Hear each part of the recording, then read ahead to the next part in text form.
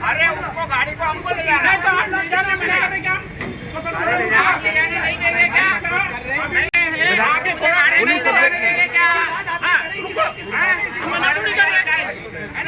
रुको बंद बात करिए।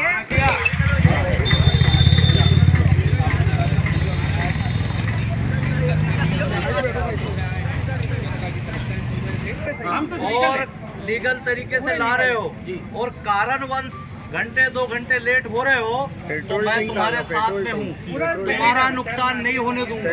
मैं अभी भोजन कर रहा था और पता चला कि इस तरीके की कार्रवाई हो रही है। मैं वैसे ही उठा और मेरे ड्राइवर भी भोजन कर रहा था, तो मैंने उसको बोला कि भाई तू भोजन कर, और मैं ऑटो से तुम्हारे बीच में आया। कौन है अधिकारी बाहिनी के? इन्होंने बहुत क्या मैडम आइए, क्या है मैडम, ये तरीके का यदि होगा कि दिख रहा है कि जीपीएस में ये लाए हैं पानी की वर्षा के वजह से, यदि घंटा 2 घंटा लेट हो गया तो उस स्थिति में इस तरीके से कार्रवाई करेंगे क्या हम? कल इसकी रॉयल्टी खत्म हो गई 3.5। हाँ निर्णय करता अधिकारी तो कलेक्टर साहब है ना, आप उनसे बात कर लीजिए। मैंने उनको भी बोला। अरे कलेक्टर साहब करेंगे तो आप क्या कर रही हैं? ये कोई तरीका है कि कलेक्टर साहब ही करेंगे? आप उनको आपकी हर जगह से शिकायत आ रही है। आप जो है जिस तरीके से आपकी जो शिकायतें बार बार आ रही है, मेरे क्षेत्र में इस तरीके से अनावश्यक रूप से परेशान करोगे लोगों को तो ये बर्दाश्त नहीं है। ये आज से नहीं कर रहे हैं। बात कर लीजिए उनसे, कलेक्टर साहब से हम बात कर लेंगे। कौन कौन जो करेगा और सरकार जो बोलेगी, वही और यहाँ के जनप्रतिनिधि यदि कोई चुने हुए विधायक है, हमारे सांसद है, आप नहीं सुनोगे? आप बोलिए उनकी नहीं। आप बोल रही कि मैं किसी की नहीं सुनूंगी? आप बोल रही कि किसकी? अरे कलेक्टर साहब की सब सुनते हैं पर बाकी लोगों के क्या नहीं सुनोगी? आप उनसे बात करेंगे।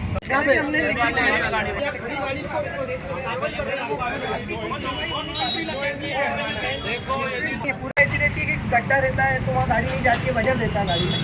अब उस कारण अभी बरसात में काम भी रुके रहते तो गाड़ियाँ कभी कभार खाली नहीं होती है।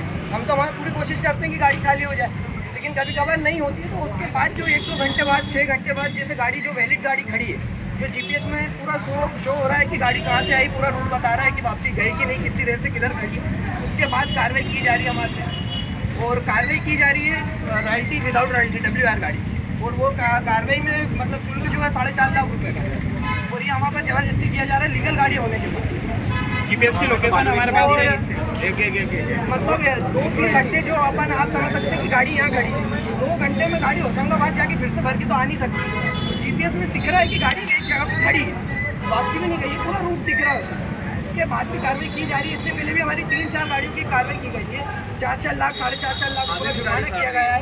अभी भी गाड़ी कोतवाली में चल रही है हमारी। 2 गाड़ी खड़ी है, एक पंदाना में खड़ी है और एक यहाँ खड़ी है। और मैडम की ये तानाशाही है, मैडम की ये तानाशाही है। आधा घंटे भी हुई है तो मैडम ने तो कार्रवाई की है। जीपीएस में यहाँ से खंडवा में बिना रॉयल्टी रेट डंपर पकड़ा। कारोबारी इंस्पेक्टर आमने सामने ऑटो से विधायक पति भी पहुंचे। फोन पर कलेक्टर के हस्तक्षेप के बाद विवाद शांत। खंडवा में आज सोमवार बिना रॉयल्टी के रेत परिवहन कर रहे एक डंपर को खनिज विभाग ने पकड़ लिया। पुलिस की मदद से डंपर को थाने ले जाया जा रहा था, तभी डंपर मालिक और उसके साथियों ने हंगामा शुरू कर दिया। खनिज इंस्पेक्टर के खिलाफ नारेबाजी होने लगी। इसी दौरान सूचना मिलने पर विधायक कंचन तन्वे के पति मुकेश तन्वे ऑटो से मौके पर पहुंच गए। विधायक पति ने खनिज इंस्पेक्टर कंचन दांडेकर से कहा कि यह तरीका गलत है। जब दांडेकर ने कलेक्टर से बात करने की बात कही तो तन्वे ने कहा, तुम जनप्रतिनिधि की बात नहीं मानोगी, तुम्हारी बहुत शिकायतें आती हैं, यह बर्दाश्त नहीं करूंगा। इंस्पेक्टर ने कलेक्टर से बात करवाई। इंस्पेक्टर ने तत्काल टीएल बैठक कर रहे कलेक्टर ऋषभ गुप्ता से बात की और फोन विधायक पति को दे दिया। कलेक्टर ने कार्रवाई को वैध बताया। इस पर तन्वे बोले, मैं गलत का साथ नहीं देता, लेकिन किसी की रोजी रोटी जबरन नहीं छीनने दूंगा। उन्होंने कहा कि वे खुद खाना छोड़कर ऑटो में बैठकर मौके पर पहुंचे हैं। इसके बाद कलेक्टर ने जांच करवाने और यदि डंपर वाला सही पाया जाता है तो जुर्माना न लगाने की बात कही। मामला शांत होने के बाद विधायक पति वापस लौट गए। डंपर मालिक का तर्क बारिश व नो एंट्री से हुई देरी जांच में सामने आया कि डंपर की रॉयल्टी रविवार दोपहर 3 बजे तक की थी, यानी 20 घंटे पहले ही खत्म हो चुकी थी। डंपर मालिक मुकेश खरते का कहना है कि रॉयल्टी उनके पास थी, रेत चोरी नहीं की गई। नर्मदापुरम से रेत लेकर आने में बारिश और ख़राब रास्तों से समय ज़्यादा लगा। ऊपर से खंडवा में नो एंट्री के कारण डंपर को 9 घंटे तक बाहर खड़ा करना पड़ा। इसी वजह से रॉयल्टी का समय खत्म हो गया। कारोबारियों का आरोप कार्रवाई मनमानी। कारोबारी मुकेश खरते ने कहा कि एक रॉयल्टी पर 2 फेरे लगाना नामुमकिन है, फिर भी अफसर कार्रवाई कर देते हैं। बिना रॉयल्टी परिवहन दिखाकर 4.5 लाख रुपए का जुर्माना लगाया जाता है। राशि भरना संभव नहीं है क्योंकि वाहन किश्तों पर ले गए हैं और कारोबार में बचत भी ज़्यादा नहीं होती। उन्होंने आरोप लगाया कि खनिज विभाग जीपीएस सिस्टम और बीच के नाकों से गुजरने के बावजूद मनमानी करता है और व्यापारियों को बेवजह परेशान किया जाता है।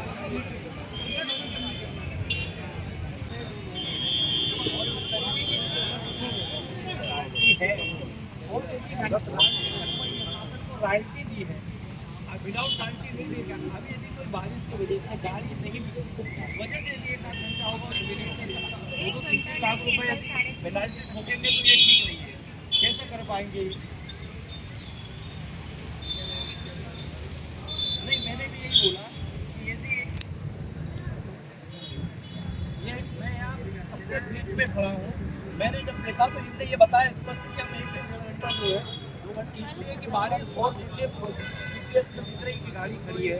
हमने रॉयल्टी का नहीं, नो एंट्री का अपने यहाँ अलग इशू है। इन चीज़ों को देखना पड़ेगा। जो गलत है उसके साथ नहीं मैं करूँगा, पर जिनकी रोजी रोटी के साथ खिलवाड़ होगी साहब उनके साथ तो मैं करूँगा।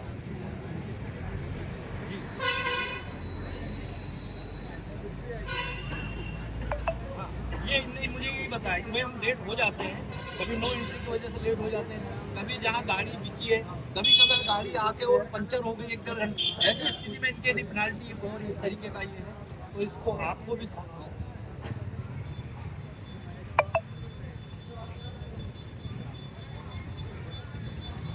नहीं बाबा, ये जो है ये इतना इनको 4-4, 5-5 लाख रुपए था, रोजी रोटी है तो पड़ जाएंगे कुछ। ठीक है, जो है तरीके से परेशान है।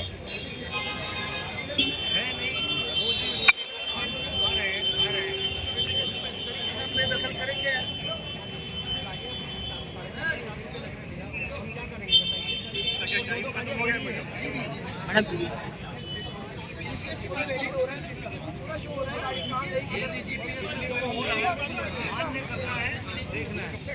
हो रहा है, खुद भी करेंगे और हम खुद भी पक्ष में नहीं। और मैडम ये ठीक नहीं है आपका, जिस तरीके से है इतना आक्रोश पहले मैंने कभी नहीं देखा। मैं भी यहाँ 20 साल से हूँ, इतना आक्रोश इन लोगों में कभी नहीं देखा। और ये कोई नया नहीं कर रहे हैं, बरसों से ये काम करते आ रहे हैं। अवैध आने का तो सवाल ही नहीं हो रहा है, 4 नाके लगे हुए हैं।